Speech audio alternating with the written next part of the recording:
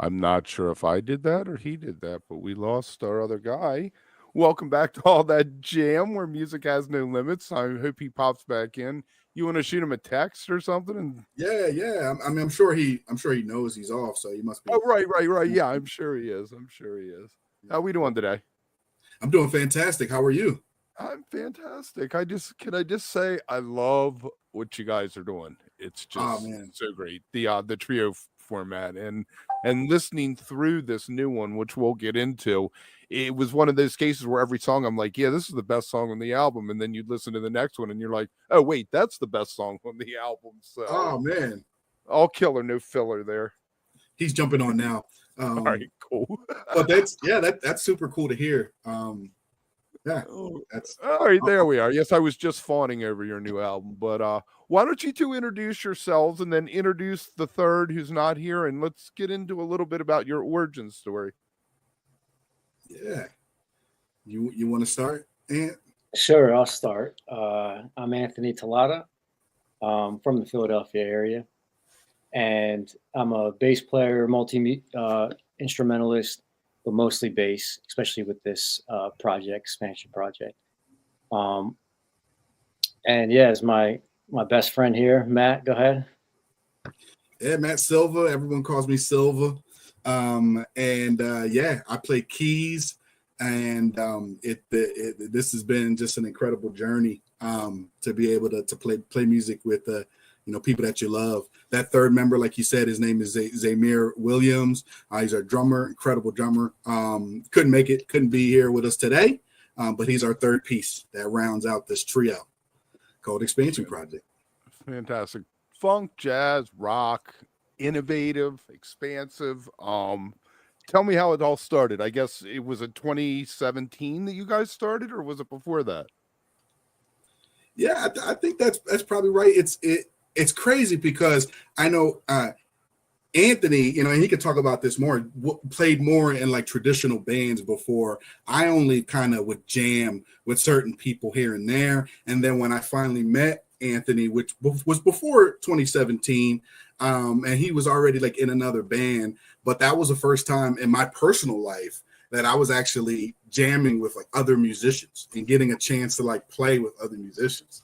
And that blew my mind. I didn't know I hadn't been playing with people for so long. I kind of just been kind of playing by myself and, writing my own music, but not playing with people. Right. And then actually Anthony can talk about how he found Zamir actually. Yeah, just to kind of talk about that quickly, like funny story about meeting Silva. I wasn't, like you're saying, I was in another band before with some friends, mutual friends of ours. Like I never had met Silva before, but I was friends with this other group. We were playing in a band, and I was 18. If you remember, Silva, you must have been same age, and we were rehearsing at my parents' house, and Silva just happened to show up at the rehearsal one time. We were just kind of going to jam. And this was forever ago now, it seems like. And that was my first introduction to him. It was funny. Just kind of just meeting them, and then it was fun playing and jamming. And then as time went on, we started playing in other groups together, just kind of jamming, like usually trios and sometimes quartets and things like that. But just all along Philly, like we would just kind of play shows randomly and just kind of jam. We were just kind of a group of friends hanging out, playing. Nothing really like serious, like let's create a band. It wasn't really ever like that until Expansion Project, like you're saying. I think 2016 we was the official beginning, and then we met Zamir. We met Zamir in 2016.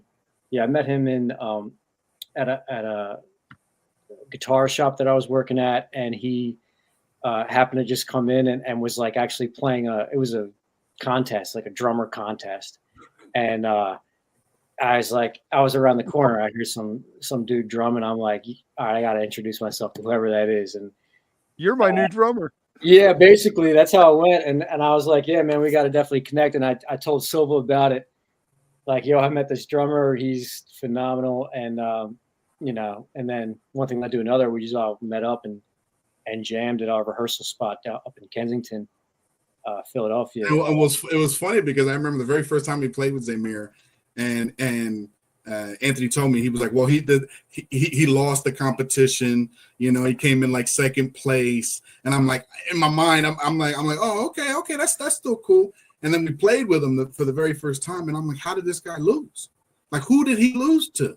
Like, show me, show me who he lost to, because it was it was he's got chops for sure. It was sparks right away, you know. That kind of thing. Always the second place person. There's a legend about Stevie Nicks that she lost a talent contest to this band, the Count Five, who have a great song called Psychotic Reaction, but she came in second place to him. You've never heard of the Count Five, probably, but you've heard of Stevie Nicks. Well. Right. And the biggest thing for me too is, like, as a bass player, as like part of the rhythm section, like I'm just always attracted to those like gospel chops, like whoever's playing that. And he had that clearly, like right away. And I was like, even if he was first or second, didn't matter. It was obvious to me, like, no, he's got those chops. I know Silva would love that too, you know, just that rhythm and that groove. So it was like, I knew right away. I was like, Silva's going to love this guy, because he's just, you know, he's just an incredible drummer. And he's got that style. So it, like he's saying, that first rehearsal, which I have a recording of, and I'm excited to do something with that recording at some point, but it'll be on the box set. Yeah, exactly. It was instant, right? So it was just like that first, we plugged in, and it was like, oh yeah, that was fun. It was like, it's one of those things where it's like, we don't know what we got, but we got to do something from here and make it more, like Anthony was saying earlier. I think that's really when, even before we met Zamir, actually, me and Anthony were, out of all our friends, out of everybody who we would play with and do things with, I think what pushed me and Anthony together musically, besides just being friends, is that we started to take it more serious than a lot of the other people around us, right? We were like, okay, this is cool to play once in a while, and it's fun to like hang out, and it's late, and it's like, let's jam. But we were like what more can we do? Like, can we like make music like together? Can we do something? Yeah, can we like make, like, what would be the next step? Is there a next step, or what would we do here? And what were you playing at the time? Did you already start writing your own compositions, or was it covers in the beginning that you were feeling your way through, or just? So I mean, we played with a few like hip hop artists actually that like would ask us to like play. I think Anthony had much more extensive background playing with bands and playing with other bands than I did. But when I got to the point to being able to play with Anthony and other people, it was a lot of like bands that maybe needed a keyboardist, you know, or like I said, we played a few like hip hop events where they were like, they wanted a full band. And so we would do that. And then we even had like a little trio back when we lived in South Philly that we played like a couple open mic nights. It never really went anywhere, but it was like the first iteration of having a band, right? At least where me and Anthony were in the same group, and we had a drummer. He was great, lives in Florida now, but like that was the first time that we were like, oh, okay, let's book a show and let's like try to, and we were playing some of the jams that we created. You know, we had this small little basement on Carpenter Street in Philly, and we would jam. We had a couple tunes. I think we had like 3 or 4 tunes. Yeah. And we would hit a couple open mic nights. Yeah. And it was the precursor basically to Expansion Project in a lot of ways, because it was still that funk, jazz, fusion kind of vibe. But with Expansion Project, we definitely grew in terms of like, we would take an idea and really like hash out the idea. I mean, to an exhaustion point of view. It was just and for me too, it was like a musicianship level too. You know, when we used to play with that, I was just kind of bringing whatever I had. But when the Expansion Project started, I was really like, and I think Anthony would say the same thing here. It's like we took our own personal, took it upon ourselves to like, we need to up our game, right? Right. And we became better musicians, not only by playing with each other and challenging each other, but just on our own. You know, it's like, oh, okay, cool. Like, this is an opportunity to grow. And I know for me, that was like, all right, I really want to try to get better, you know, like really work on getting better instead of just, you know, bringing whatever I already had, you know, to it. Yeah, and so 2018, you put out your first album, Conscious Tortoise, right? Am I saying? Because those letters just do not look right. Me staring at that, reading that Right. for some reason. And I went to Maryland, so I'm a tortoise. They gave us we got some heat about that album cover. We did, yeah. Online, people were not. They were being very specific about it being a turtle, Right? tortoise. It was actually stressing me out, and because I was seeing some of the comments, and I remember telling Silva, I was like, "Man, what should we do?" And he's like, "Well, it's from another planet. It's not really a tortoise, or it's an alien." And I'm like, "Oh yeah, that's how I got to put my mindset." He's absolutely right. Because if you look at the album cover, I mean, there's fish with 3 eyes. There's these monsters that don't exist, but people are picking out the fact that like tortoises don't go in water. Like that's the piece that people wanted to be nitpicky about. You're like, it's a dreamscape. They're different on this planet. Right. Would you say that album laid a blueprint for you? Yeah. Yeah, I mean, definitely. I mean, it was, to be honest, it was a little bit, I'm not gonna say nerve-wracking, but it was, I feel like it's probably how most artists feel, right? It's like the very first time putting something together with our name on it to not, I don't want to say define us, but the second you have an album, it's like, there we go. Because we our sound is so crazy that even within ourselves, we'll make a song and it sounds this way, and this other one sounds this way. So to come up with that album and say, all right, here's expansion project, I guess. You know, I always call albums the artifact, because the songs continue to live live, but that's where you were at that moment, and you're never gonna live it down if you had to or anything else, you know. I like that. So, That's warts cool. and all. Yeah, It's fantastic. yeah, absolutely. I love it. Super fun. You know, so then we hit COVID. Did COVID throw a roadblock up for you? Because it's been quite a few years, a couple singles you've had come out in between the first album and the latest one last year. What was the story there? How did that pan out for you guys? Yeah, COVID hit us as it hit many other bands. We were on a roll, playing shows, doing a lot of festivals and stuff, and just really, really kind of like getting into our groove and finding our lane in a lot of ways, and just having momentum. And then obviously COVID hit, and it stopped a lot of things, but it didn't stop the songwriting. So that's one thing that I take about it is like, yeah, we use that time wisely in a sense of like, okay, let's focus on something else. We're not going to be playing shows like we want to. Mm-hmm. And we did focus on the new album and actually single during that time. Was Imagination, that was 2019. So that was right after Imagination. So then, yeah, it was the new album that we really focused on during that. Yeah, I've heard from a lot of musicians that it was a double-edged sword. You no longer had the road, you no longer had the income. But like Mark from the Disco Biscuits said, he practiced more during COVID than he ever had before, because not only for himself, but he was teaching. He was doing, to make some money. He was teaching other people, so he had to relearn stuff to teach it, Yeah, it was good. It was a good time to practice. I think for me, it hit us a little bit more than I think I would have wanted it to. But hindsight's 2020, right? It's easy to look back and be like, oh, we should have done this, we should have done that. But I think the important part is that we're here, is that we're back. It's like we never quit. We never like gave up. I think the part that hurt me the most was when we did give up our studio. We had this studio in Philly. It was 24/7. We had all our equipment in there. We could go at any time, at any point. We could go till 3 a.m. You know what I mean? It was our little slice of heaven.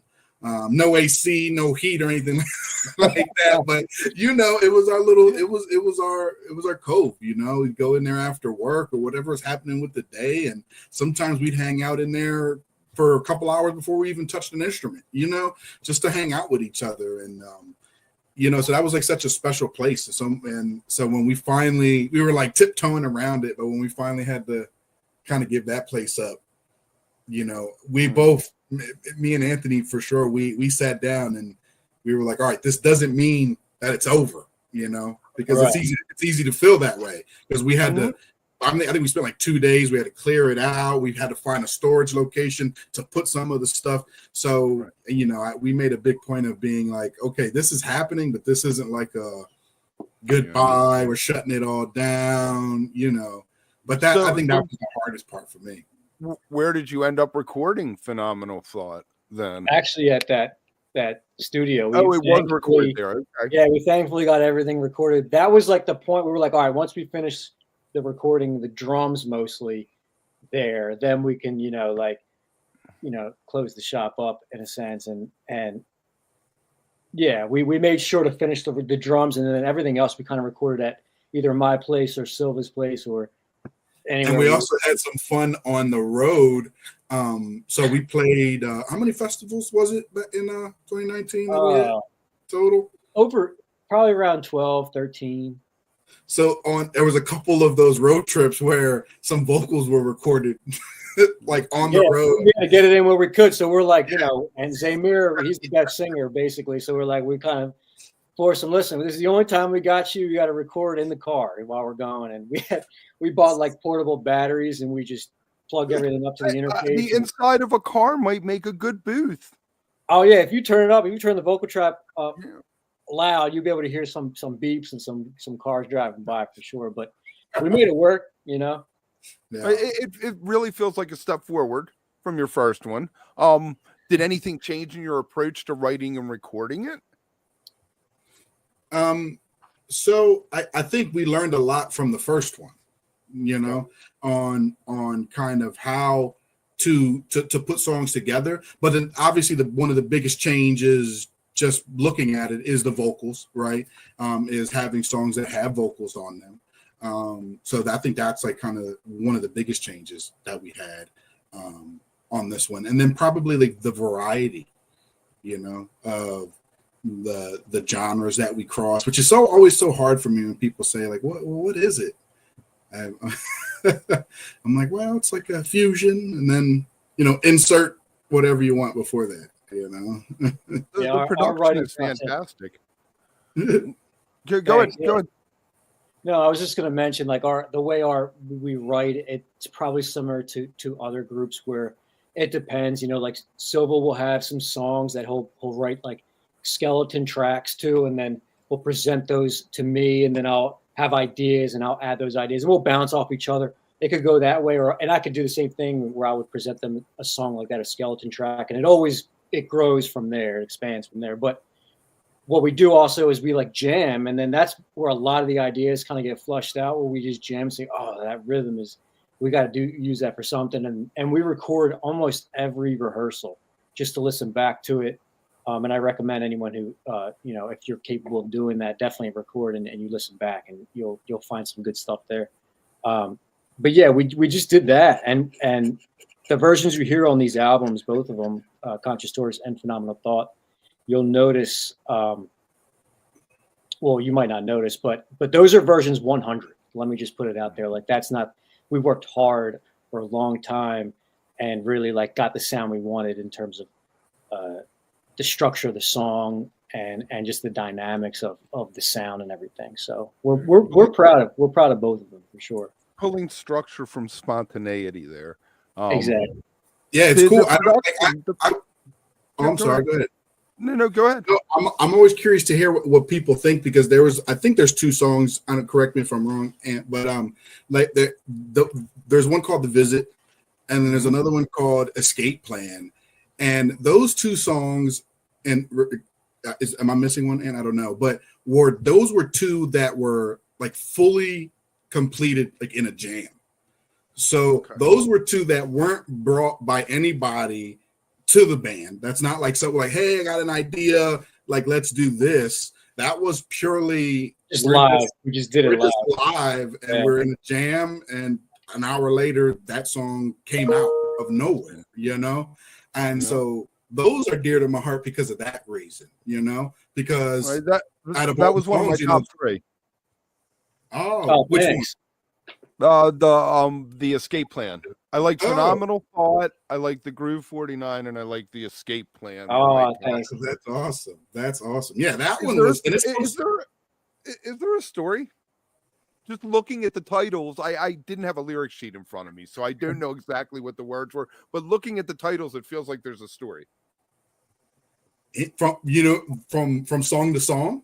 Yeah, like it's a rock opera. Like there's a cohesive. No, but the way that I like kind of like mixed everything was I went with the Pink Floyd method where you just every song kind of bleeds into the next one. I did my best at that. I'm not saying that that's exactly how it panned out, but like I did my best, and that was an intention early on.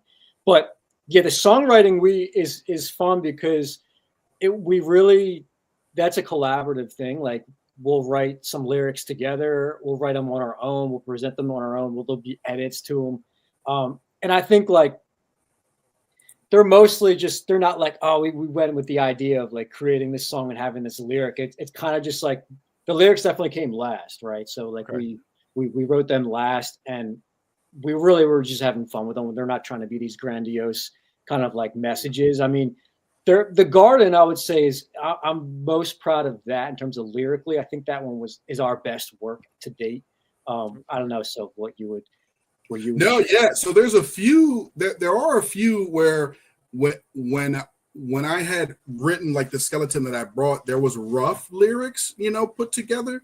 But to answer your question, there was no overarching story to say this song connects with this other song and is the continuation of this song, other than how Anthony beautifully mixed them together to sonically sound. When you listen to the album, they flow together, and choosing which songs go after which ones, beautifully done. But there was no intention when writing the songs or coming up with the titles of the songs. But so it's really cool to hear that it might sound that way. And maybe we should that way when you look at it, you're like, maybe we should say that it was Garden, Escape Plan, Barren Coast, Yeah, that's cool. What did you like about like Groove 49 or like any of these other ones? What stuck out at you about that? Oh, I think that I liked Groove 49 because I felt like it was different than Phenomenal Thought. Just to start off the two, you gave these two separate things there. Yeah, I don't know. They just it's just spoke to me more than I told him before you jumped on that when you were popped off there for a minute, that when I was listening to it, I was like, yeah, this is the best song on the album. And then the next one, I was like, nah, yeah, this is the best one on the album. So, I mean, it doesn't miss on any of it. But if I pulled one song off here, I'd probably pull Escape Plan off and stick it on a mixtape if we made mixtapes. That's cool. I you know what? I feel the same way. I feel that way just because I love all the songs, obviously being very biased, love each one. But Escape Plan isn't my favorite, but I do feel like it's the most approachable. I feel like that song is a song you could show anyone and they would just get it. They would just be like, yeah, I get it. The other songs are like a little bit more like musicians might like this one, right? Or like this one, someone else might like. But Escape Plan definitely feels like that song. It's like it's just solid, And I always feel that way. Very lush. I really I thought the production was fantastic on it. You nailed that. Let me ask you about being a trio. There's really nowhere to hide, I guess you, Silva, have not really played with other bands, but you have. What are your thoughts on playing with a trio versus a larger band? Is that for me? Yeah. I think I like the trio format because the silence is essentially like we're playing with that too. So if I step back a little bit, it's playing to whatever Silva's playing. Believe it or not, like that silence in between the drums and the bass and the keys is essential to be able to be aware of it and know like, oh yeah, that is part of the sound. And we also can like we're more in the forefront, so we can, as a bass player, I can kind of play louder. You can hear tonally more. The bass in a trio format and the keys is like very more up front. So yeah, I think it's partly our personality.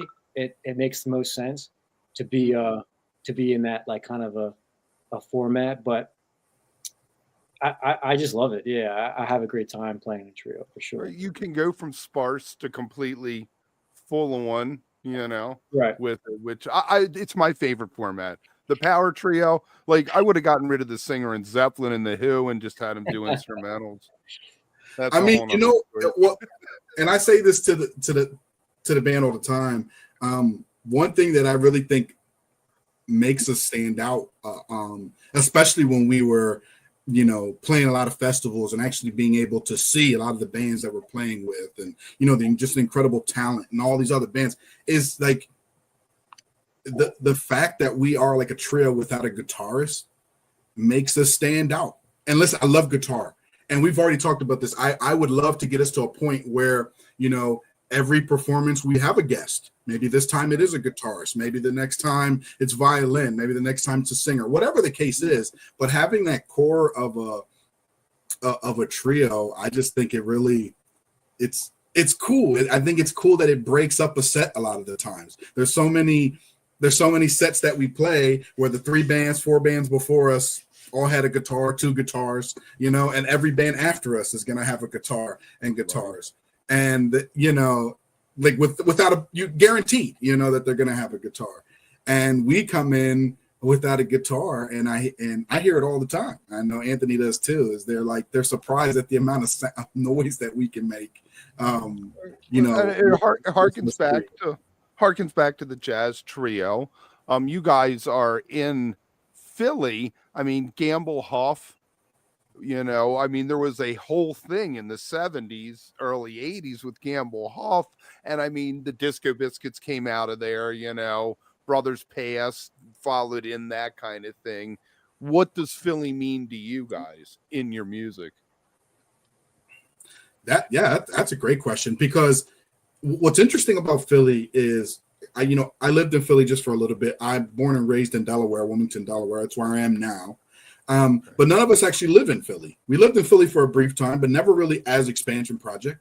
None of us like lived in Philly, but I think Philly means so much because a lot of the icons that I mean, Jeff Lorber, for instance, great keyboardist. He's from Philly, and I think Philly is just the hub, the closest hub that we're at with just brilliant music. You know, yeah, and like it's just Philly sound. I mean, that's the classic. Yeah, right. That 70s, 80s fusion era. That was Philly was fundamental with that fusion kind of like sound coming out from New York and Chicago, and Philly was definitely one of them. And it's a great scene. It's a great music scene. You know, they have a lot of great venues. Few of the good ones gotten shut down, which is sad. Right. But I just I'm excited to be part of that scene again. I think I've been to Theater of the Living Arts. I don't even know if that's still there, but back in my younger days, I felt like I went up there at least once a month for something. Oh yeah, that's a great spot. That's on South Street. That's killed your legs because it was a former theater, so you were standing there with your feet, all cocked. Calf exercise, yeah. And that's our thing, man. Like we, our main kind of like goal for this year, I mean, and really like in the future is just to play live more, like as much as possible. So if anyone's watching this at any time, like don't hesitate, reach us out at our website, expansionprojectmusic.com, and just write us a note, say hello, whatever, just know that we're able and we're ready to play, whenever. We love it. When you do the album, right? Yeah. You have the song structured, like I was saying, it's the artifact. How do you approach improvisation with the, finding the spaces in it? Or is it something that you've already had in the back of your head that that this is going to be able to go somewhere? And Silva and I are natural, and Zamir are naturally we are gifted with that like improv just off the bat, like whatever the vibe is, we can kind of like find the groove and just start playing. That's never really been an issue for us. And it's not like we're in that situation. We get nervous. We embrace that. We're excited when we get those opportunities where we can kind of step off the path a little bit and start kind of grooving out. What would you say? Yeah, absolutely. Yeah. I mean, it's that musical language, we've been playing together now for long enough where I think we just feel comfortable with each other. We know that if one of us is going to veer off the path, we can support each other. We're having fun, and that I would imagine Ant feels the same way. But the best part about this is performing.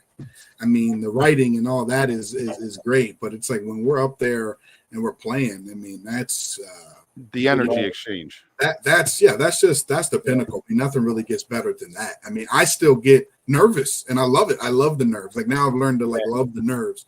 Up until that first note, I'm nervous until the second I hit that first note, and the nerves are gone, and it's like, yeah, this is what it's about. Well, apparently, Bob Weir gets butterflies still before he goes on stage. And how many times has he walked across the threshold?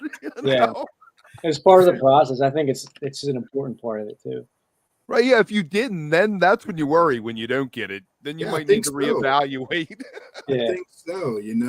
Because it's like, you want to put on a good performance, not only, for the people who are watching, but for Anthony, for Zaire, like I don't want to let them down on a basic level. We're going to make mistakes because that's part of it. Just the fact that you want to, it's like game day, It's like you put all that time in rehearsal and practice, and you're like, oh, remember that change that we did last minute in the last rehearsal that we're gonna do for this song, and it's like it's fun, It's like, oh, we're gonna remember. Are we gonna remember that? We're gonna remember that ending. What about the other side? You walk off stage, you either think you knocked it out of the park or you didn't. Week later, you listen to the tapes. Do you find there's a disconnect? Not usually, no. Yeah, usually I love listening back to our rehearsals, or the live show. So I'll find something in those recordings like, oh, I want to listen to this anyway, even if we didn't do great. It's like a football player. You watch the tapes, you learn from the mistakes. But I enjoy listening back to it. I think everybody else does too in the group. Yeah, I would say I maybe not a disconnect, and I don't know if this is coming from perfectionism or whatever you want to call it, but I would say oftentimes I think the recording sounds better than what I thought. Mm-hmm. So like if you would have asked me how, I mean, don't get me wrong, when we finished, I give these guys, we hug it out. It's like, man, that was awesome. We killed it, right? That's 99.9% of the time is what we're saying to each other. But I'm thinking to myself, like, man, it's gonna be weird listening to that one song when I did that one thing that was probably pretty weird. But then we listen back to it. But we listen back to it. I'm like, oh, that was great. I love that. Well, what Sil's been doing recently, which is kind of funny, is like he's been telling me, don't mix anything. Just send me the raw track. I want to hear exactly what we sound like. And we've been doing that recently, and it's been a good approach because we can really hear the mistakes more and what we actually do sound like with no polish on top and making it sound real good. There's an infamous story of Garcia and Phil Lesh after a show getting in an argument, and Garcia pushed Lesh down the steps, and they were fighting over how the show was. They ended up using that version of Dark Star on their Live Dead album, which is probably the most famous version of the song. Wow. So that's what you get for thinking about it. Let me ask about the set list. Who writes the set list? Do you do set list? We do set lists. We come up with that in rehearsal. We have a show coming up. What do we want to do? Actually, I'm a little bit proud of this. I just started getting into Excel a couple years ago, and I get all creative with it and do all kinds of stuff. And so what I did with all of our tracks is me and Anthony sat down and we kind of marked all our tracks on kind of an energy level. Okay, where would we rank this on a 1 to 10? Where energy? And we did that for all the songs, right? And then so we have a set list builder. So it has the time and everything is built in. So if we know it's an hour set, you plug that in, and then we kind of just have fun. Well, what do we want to open with? And we just throw stuff in, and then we can visually see what does that look like on an energy level, right? Mm-hmm. And maybe we go by that, maybe we don't. It's not like that's our holy grail and that's what's guiding us, but it's just cool to look at the set in that way. First we look at it just what's a good opener, what do we feel like we want to do, and then but let's also look like, are we going up? Does it kind of dip, or are we starting high and ending low? So that's been fun. And that's something recently we've done last 2 or 3 shows. So that's new. But yeah, that's just something we come up with in rehearsal. Just do you guys have covers? Do you do covers? Or are you all original? That's another great question. We're finally We're doing slowly becoming coverable. We in the past we were like all original, and we really wore that on our on our chest. But now we're like, you know what? People want to have fun. They want to like groove out to some stuff that they know, and we can put a twist on some of these classic tracks. So that's what we've been doing recently. I want to hear you guys do a like crazy version of "Ruby, My Dear." All right, we got to write that down. I'm writing that down right now. It would be your slow song spot. Maybe. Yeah, we need one. You could do something real crazy with it, but yeah. All right, cool. Yeah, it's interesting. We have really never done covers, like Anthony said. I'm proud of that. I still have no problem with it, but I do like covers. It's just my whole thing is like I just really want it to be expansion project covers, It's like tough to go from being a cover band to being writing your own originals, as opposed to writing your own originals and then throwing a few covers in, because people expect you to be a cover band if that's where you start. There was this band Living Earth. I think they were out of Pennsylvania or Philly somewhere, and best dead cover band ever. And we went once, and it was their CD release party, and they played all these new songs, and it sounded like 38 Special, and we were all like, what happened to you guys? That's great. No, yeah, I think you're right, because when we're playing like all originals, and people are kind of into it, and then you hit them with a cover, they're just like, oh wow, this is pretty. I think it works, because they're like, oh, and we actually know one of the songs. And we played the show the other day, 2 weeks ago or so, and like we were all originals, and then the band after us was like all covers, which I think is cool for the viewer. That's a cool experience for if you're there. But yeah, I'm very excited to be. You stick all the cover band last when everyone's had 12 beers and they just want to sing Dexy's Midnight Runners or something, Right, hit them with like covers, and that's what we understand.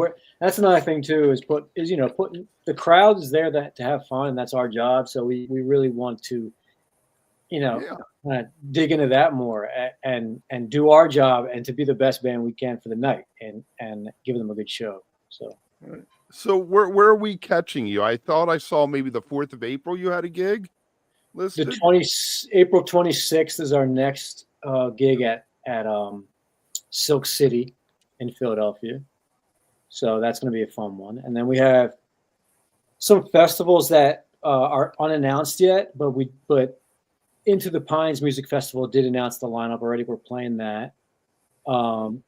And we do have some stuff planned for the summer. But yeah, like we're really trying to play as many shows for the future. I mean, we're trying to, connect with the right people who can kind of work with us and put shows on together. Open some doors.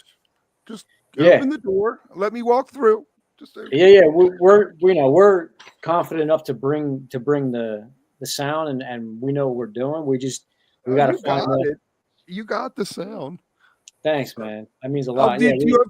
Do we get physical copies of the new album, or is it just all download off of Bandcamp kind of thing? It's all Bandcamp and Apple Music, Spotify, and everything. But we got to get some made. We do. We did. It's not for trying. I mean, we looked into it. It's expensive. It's just pricey. That's part of it. It's just pricey, but we absolutely looked into it. A few different companies, and we were really about to put our finger on something. I see bands doing CDs now. We did CDs for the first CDs for Conscious Tortoise, yeah. Which I find interesting because I don't even have a CD player.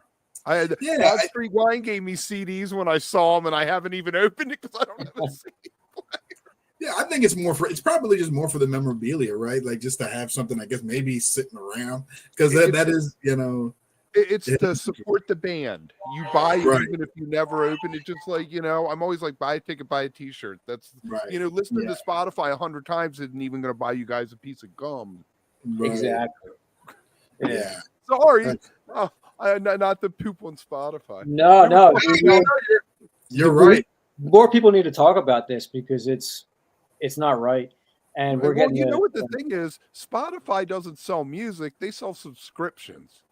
And people Yeah. who go to Spotify want to buy music, and they don't realize that all they're buying is a subscription. They aren't buying music. Yeah, and that subscription doesn't go to the artist. I mean, Right. like they have a deal with the distributors, and then the distributors they give us a 0.1% of a penny. So and Spotify has hoops now. You got to have 1,000 listens to even make money and things exactly. like that. You got to maintain that. So really for bands like us and musicians in general, like we got to be playing shows. We got to really be live playing, and that's our goal. Is to just play as much as possible. Get someone to use one of your tunes in a movie. Get that nice lump sum that can. Phil was working on that. So that's what we need. That you're right. That would be, yeah. Put some of the instrumentals on some of these. I don't know how the stock music works. Put just an instrumental version of something on. Oh my God, that's a whole can of worms though, because stock music, if it hasn't already, is almost all going to be done by AI. True. Very true. And we're competing with AI now too. Yeah. Yeah. Musicians have it tough, man. There's going to be AI bands. There's going to be some AI bands coming out. But they can't play live, so. But that's what I mean. That's what they're going to be. They're going to be musicians who the music is written by AI. Oh, they just go out. Oh, that's scary, man. I never even thought of that. Why are you doing that? Yeah, that was my first thought when I heard this AI music, because that's what I was thinking. I was like, well, think about, because I know musicians who are good musicians, decent musicians, but they don't write music. Right. They don't play music. They're not in a band. You know what I mean? So nightmare work. Yeah, that's what I'm saying. So imagine if it just wrote the song. All I got to do is learn it. And now I'm going to go play it. You know what I mean? It's pretty crazy. There you go. I'm going to make sure that there's some links down there. We're going to try to send some people to your Bandcamp. Do you guys have merch on the website? Your website isn't quite built out yet, is it? Or oh yeah, the website. Did you go to expansionprojectmusic.com? I'm not sure. So so check that out. That's a website that I built, and it's got everything on there. It's got our music links. It's got merch. It's got everything. So we'll do that. And hopefully down the road, we'll follow up with you guys. We like to meet people and then have them come on. Eventually, I call you a lifer because you've been on 3 or 4 times. I love what you're doing. You guys are just real fantastic. Thanks, man. Come do a show. Come hang out. Yeah, we want to meet everybody. I mean, I'm in Baltimore. I'll have to try to figure out. Philly isn't that hard. I used to call Philly a local show. Now that I'm older. Down there. That's we got the 8x10. 8x10's right down there, right? Yeah, 8x10. Yeah.